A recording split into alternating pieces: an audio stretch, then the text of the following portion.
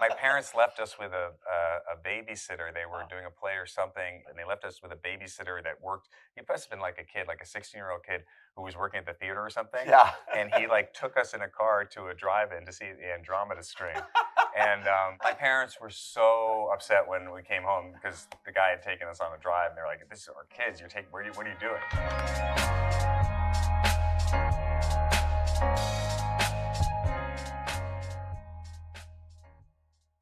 Now, you may have been seeing flashes lately, images from my world out here. I've been seeing yours too.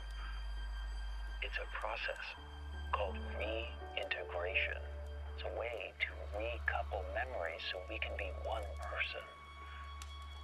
I started this because I see now how unfair this all is to you. And once my wife is free, I swear I will finish the process.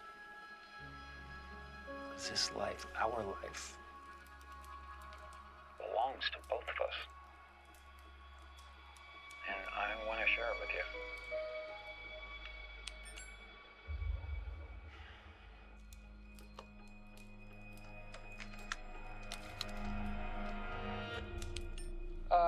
Okay, but what would that mean exactly? That you get the right side and I get the left? Or is it like a top-bottom situation? I'm honestly trying to understand. No, it wouldn't be like a top-bottom situation. It's like both of us, like one person combined.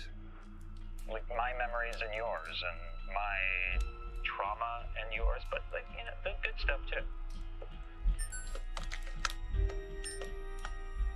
Okay, but I mean, you've been alive for what, 20 times longer? So Whoever this new hybrid person is, it seems like he'd be way more you than me.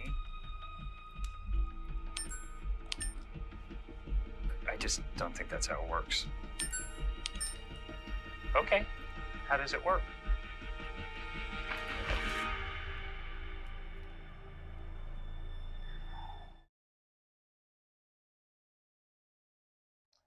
Welcome to Behind the Lens. Today, of course, you know I'm in front of the lens from a whole career of great movies, television, everything you've seen him in, but also behind the lens as a director, a producer, a writer, so many things, including Severance, which has now been nominated for more Emmys than any other show this year, any other program period. 27 nominations, 2 of them belonging to Ben Stiller. Hey, how's it going, Pete? Going good, and congratulations. Wow. Thank you. Thanks. Yeah, it's nice. And I should say, welcome to Lumen, because the name of the building we happen to be in here where we tape at Deadline is called Lumen. I took a picture on the way in to send to everybody. Yeah, it's weird how you start to notice Lumen in your life everywhere. Lumen, I know, it's so bizarre. Adam Scott was here a couple of weeks ago, and I said, I wonder what he's going to think. He's going to think he's in some surreal thing. Yeah, well, it's interesting. Yeah, it's interesting just because it is out in the world a little bit, and now after a few years, we've started to do some, brand partnerships where there's Lumen stuff out there. So it's kind of hard to know where reality ends and Severance begins. It's crazy. Well, where Severance begins, where it ends is what I'm really interested in. I don't know if you know how it's going to end. Mm-hmm. You do?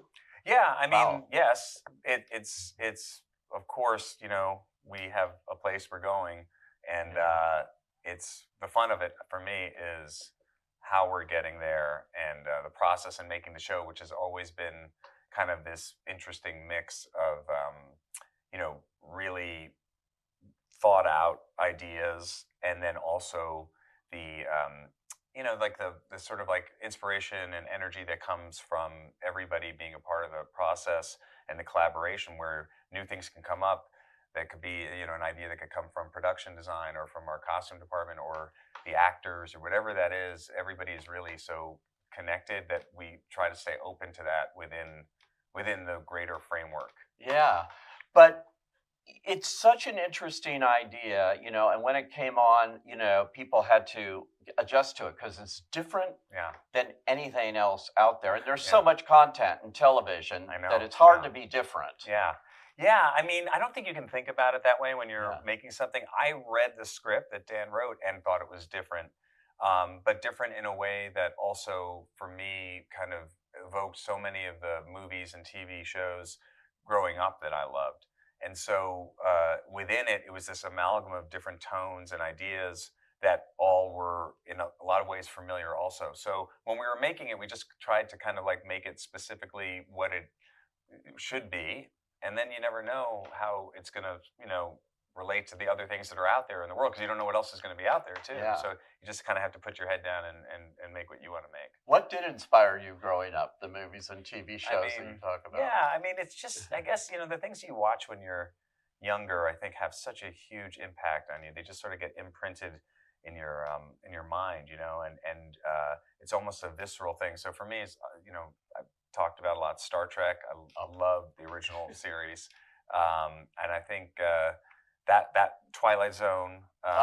There's never been anything better than the original Twilight Zone. Incredible. Yeah. And I've watched them all so many times and had so much fun watching them with my kids and rediscovering them and looking at the stuff that you watched, now like 40, 50 years ago, and how it affects you now is such an interesting thing, because you see it differently. So those influences, and I'd say also like, thrillers from the 70s, movies like Parallax View, or even, 3 Days of the Condor.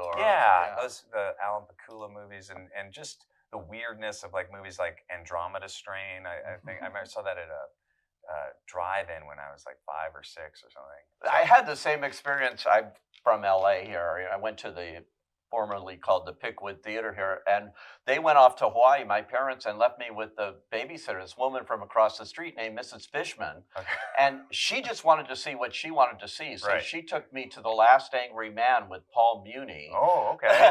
How was that for you? I didn't understand it at all at the time, but I've since watched it again because I had weird kind of vibes about it. Yeah. He's great. Right. That's interesting, right? To go back and look at it. And go back and again. What you remember from it. I also snuck out with my sister to see The Exorcist at the Chinese theater when that came out, when I was like, 74 or something, like 9 years 74. Old.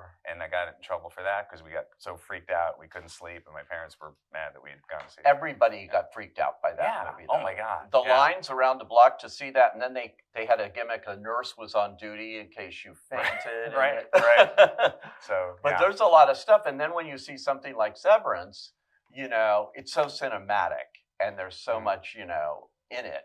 Yeah, I mean, it's just fun to have a palette like that to work with in terms of what Dan created and wrote, and it inspired me and everybody else working on the show to kind of try to create this world. And it's so much fun to have the ability not to be stuck in a specific genre that you have to sort of adhere to, and sort of that's just the sort of the luck of the draw with this kind of show, is that you're allowed to kind of go and try to make something different, because you can't really do that with everything, because sometimes the genre you have to stick to it to make something work, even if you want to find something new in it. So this one was a little bit like taking a flyer as we were doing the first season, not knowing, because we were doing it in a in a bubble, in a literal bubble because of COVID, and also just not knowing what people would think. But the other interesting thing about working in streaming is that you make this whole series and you shoot everything, and you don't get any feedback on it until it comes out. So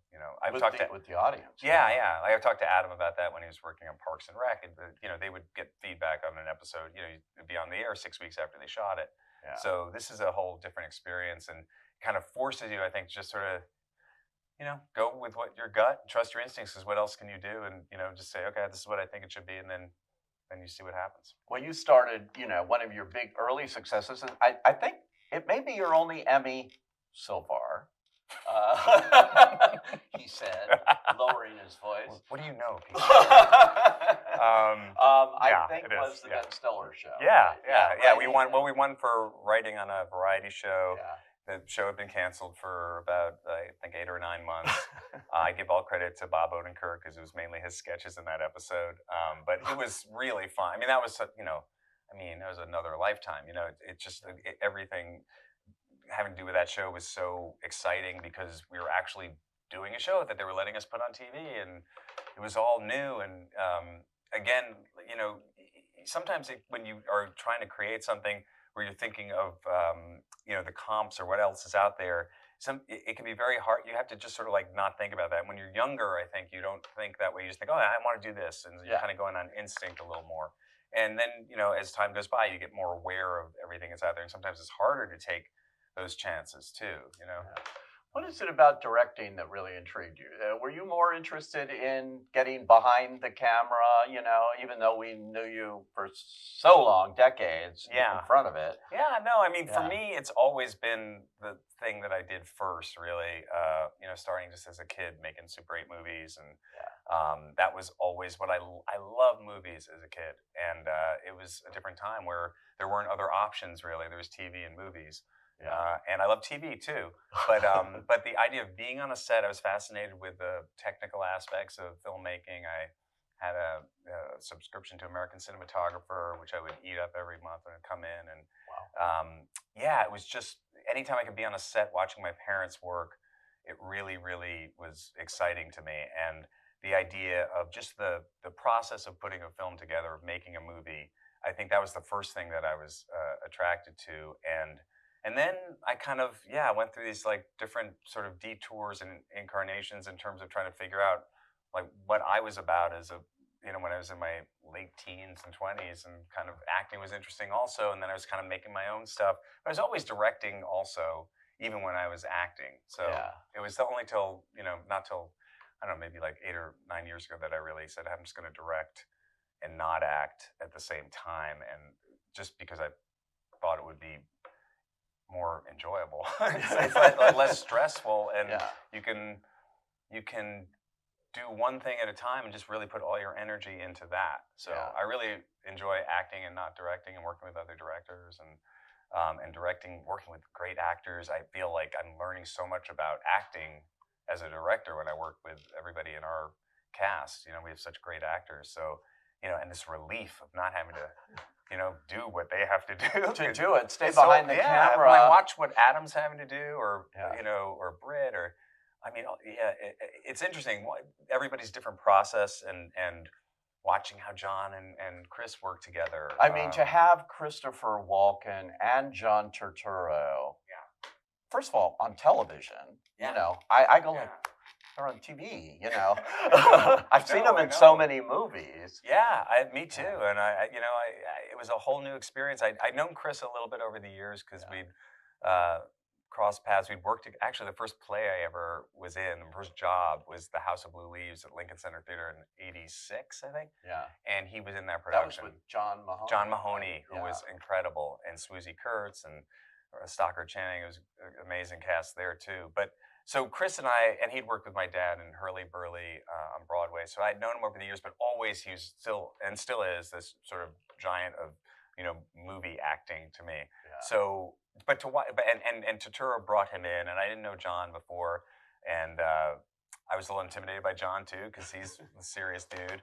And what's been fun is over the first season we really got to know each other, and I'm like, that's one of my favorite things about what's happened with the show is that I've have this relationship now with Chris and John where I kind of feel kind of comfortable with them, and like enjoy, being able to just like kind of hang out with them sometimes. And they're both such, true actors. They really, they understand the joy of the fun of it. I was talking about like how hard it can be, but when I watch John and Chris work together, I just see how much joy they have in it, and they understand that the playing and the going back and forth with each other is so important to have that fun, to have fun with it too. You're nominated for directing again.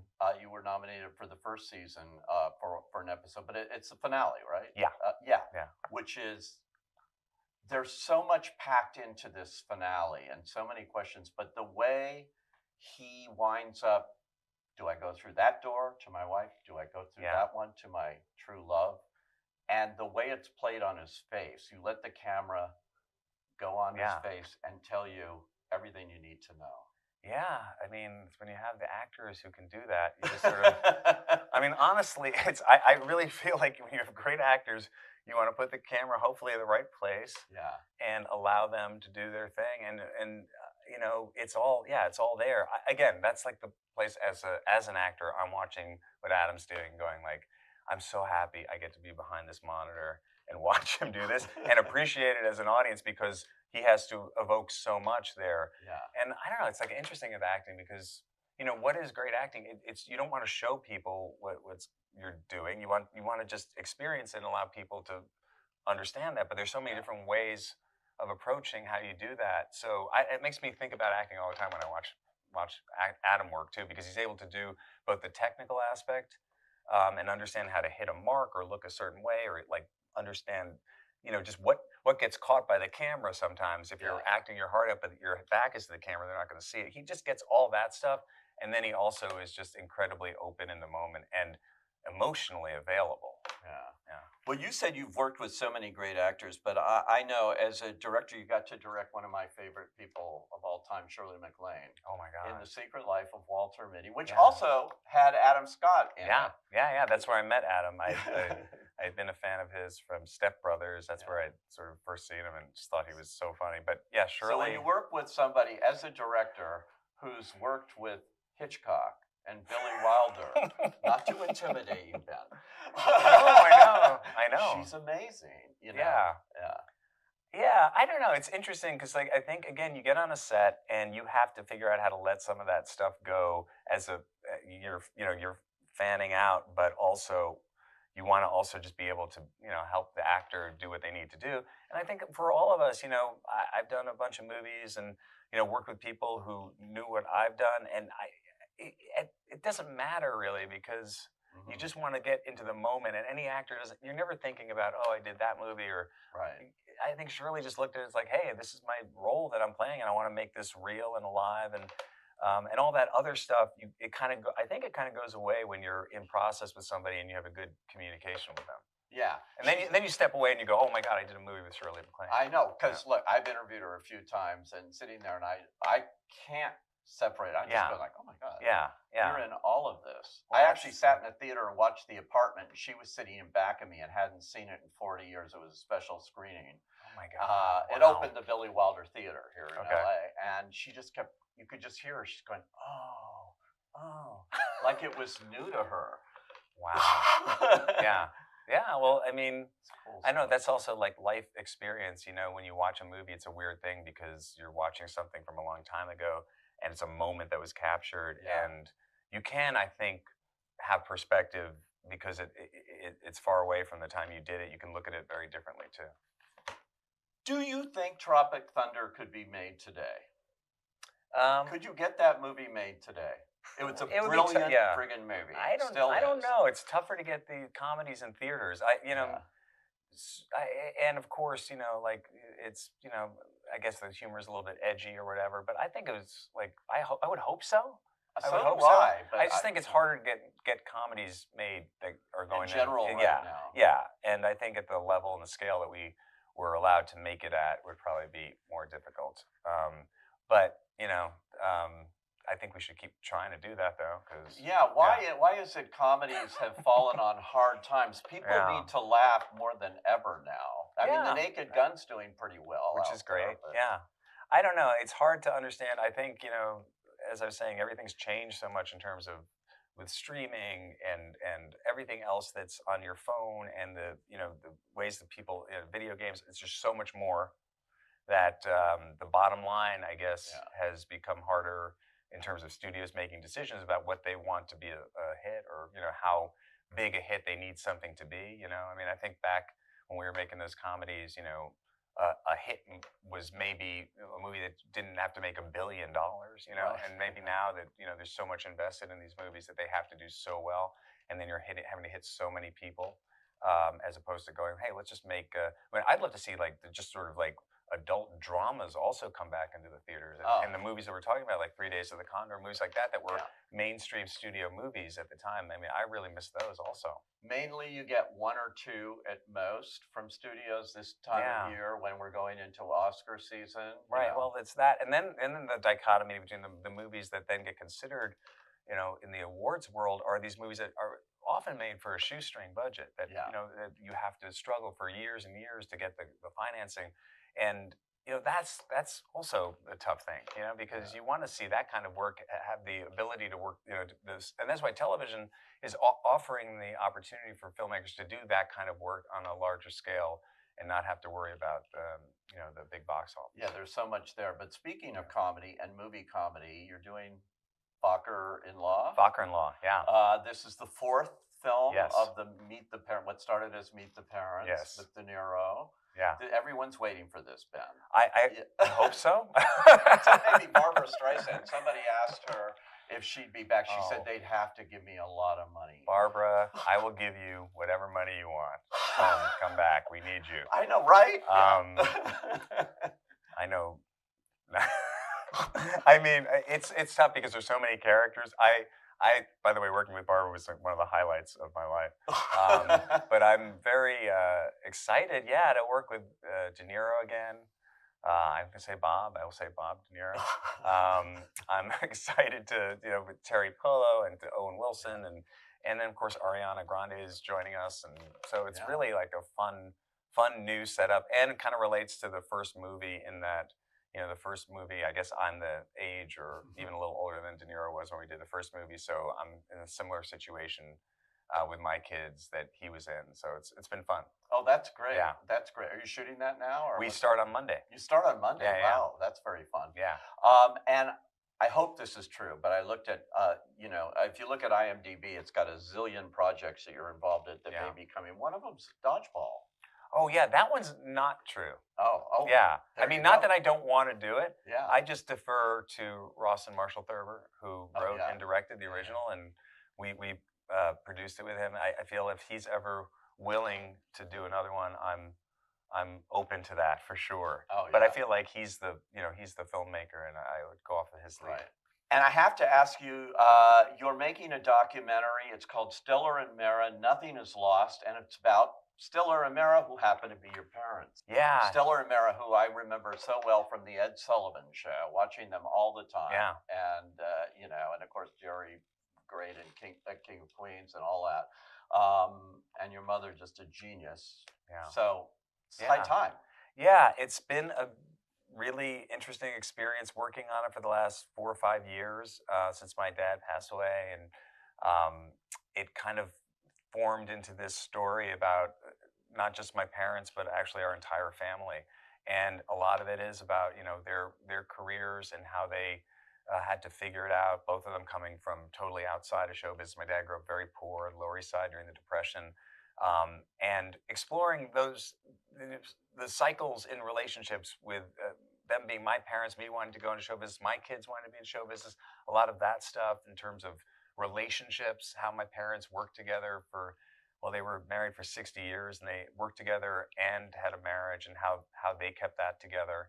So it's been and my dad recorded so much. He made audio recordings of them rehearsing. Oh, wow. Us at home. I took home movies. He took home movies. So it's a lot of that, and the archival stuff from the 70s of them on talk shows, talking about their relationship.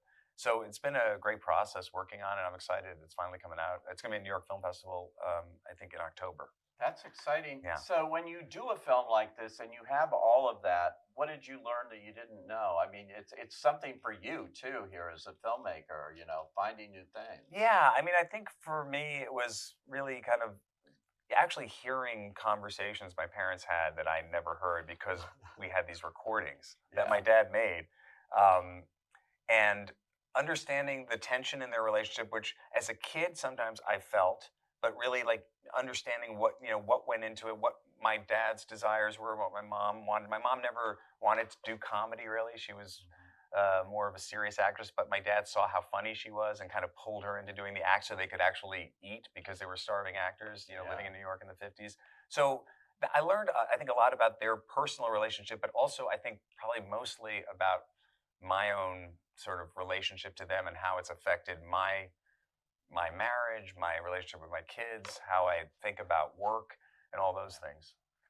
You're very funny in Happy Gilmore too. Thank you. And it's so great. It only took 29 years to get Yeah. this thing made. Sometimes, like you say, It's not easy to make comedy. Yeah. No, but there's nobody like Sandler who, when he puts it together, and people will show up. And I think he felt it was finally time. And to play Hal again. Yeah, Hal-El, who's he's been through some rough times. It's been a few years out in the desert, the literal desert. My thought was that he's been out like in Albuquerque or somewhere, probably got into some nefarious, illegal stuff, then got into some treatment program, and then saw you could make money in that, and he opens up this treatment program that he brings that Happy comes into, and so then he finds his his nemesis, who I think he's been sort of just his whole life he's just had issues. He just has issues with Happy. Everybody likes Happy, and Hal just wants people to like him a little more. Yeah. But did you see the number? This is on Netflix, but instead of theatrical. I wish if it was theatrical, it'd be making, somebody said $200 million at this point, because if people were so pent up to see this particular. Yeah, it's great. I mean, it's great when there's something that people are excited to go see because they have such a memory of it. But then you're also trying to figure out how to do the modern day version of it. I had so much fun working on it with Adam, just because we've known each other for so long, and really. Our relationship has changed from when we did Happy to now, and having worked with Noah Baumbach on Meyerowitz, we had such a great time, and it just became a lot closer after that. And so for me, it was kind of emotional showing up in my ridiculous ponytail and Fu Manchu, but then I'm having this kind of nose to nose scene with him, and I'm like, oh my God, here we are 30 years later, still doing it, we're still alive. And I just felt a lot of love for Adam, and grateful for our relationship. It's surreal. I do have to tell you, I was in Toronto last year, and the opening night movie, one of them, they have about 4 opening night movies, but was Nutcracker. Yes. Which I loved and I reviewed, so I can tell you what I think is true because it was in print a year ago. I remember. Thank you. I thought that movie, seeing you do that kind of role with those kids, and it was brilliant, the casting of it. With the real kids and all of that. Real kids, yeah. Reminded me of the kind of thing Cary Grant might have done, Father Goose, stuff like that, and to see that kind of movie, which you don't see. Yeah, for sure. I mean, David Gordon Green had a very clear vision in his head of the kind of fun family kind of comedy that had a little bit of an edge. I was just watching actually the other day Overboard. Oh, yes. And it has a lot of that vibe in it. With Which version? The Goldie and Kurt. Yeah, because they did a remake, right? Yeah. I haven't seen the remake, but the Goldie and Kurt one is so funny. And I mean, it's a different kind of movie that is just not really made these days. So it was fun. He shot on film. We did it for a shoestring budget in this real house in Ohio that the kids lived in, and there were animals all over the place, and it was chaotic and crazy and really fun. And you drive in there, kind of the detached uncle, and exactly, who needs to connect. They say your little yellow sports exactly. It's sort of the shortcut to show a guy who doesn't connect with people. Put him in a yellow Porsche. It had that vibe of being very now, but very then. Yeah, which is fun. I mean, I love that. Look, I love when filmmakers kind of, again, talking about influences and stuff, that embrace those things that really inspired you to want to make movies. Yeah. And you're still loving it? Yes, for sure. Yeah. I mean, you can't do it unless you love it, because it's too much hassle, I think. To really, I mean, and you have to find what it is that excites you and where you want to go. And for me as a filmmaker, as a director, I feel like I have so much to explore and learn, and it's so exciting to me to think about that. And as an actor, to be able to work after not having worked for a few years, except for a few things, it's become exciting and fun to me too. Again, they're making another night at the museum, according to I heard Sean that. Levy. Yeah. So I mean, everything I'll be at the theater.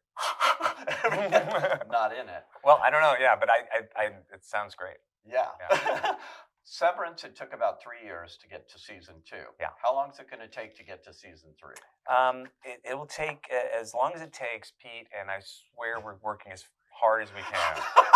And I wish there was a magic, button that could just make it happen. But we're working on it, and I will let you know soon. And I'm hoping that when we finally do have all that announced and figured out, that people will feel good about where we're going with our cadence of the show. Well, you had a hell of a season 2. it's Thank you. evidenced that you're going to the Emmys and you're in every single category they have. So that's Thanks, pretty Pete. damn good. Thanks, and congratulations on it. And thanks for joining us on Behind the Lens. Thanks, man. Good to see you. Thanks,